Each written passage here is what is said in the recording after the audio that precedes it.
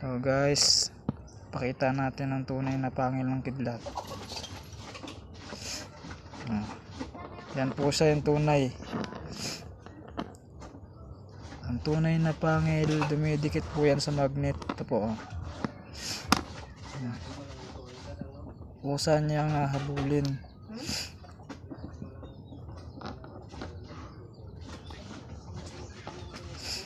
Yan po ang tunay na pangil ng kidlat. Ito po. Pakita pa natin yung iba natin.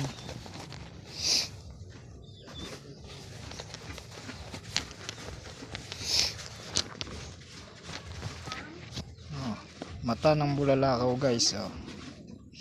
Para makita nyo ng maigi kung ano nga ba talaga yung pinagkaiba nila.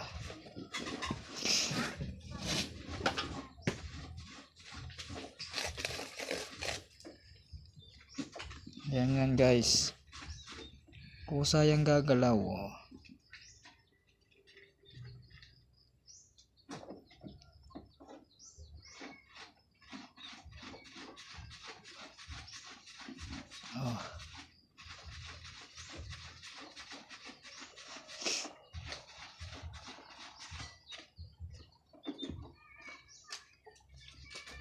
Yan siya guys.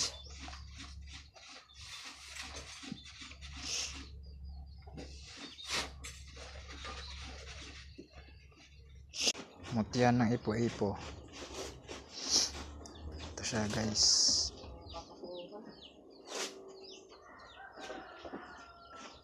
Tunay na mutyan ng ipo-ipo.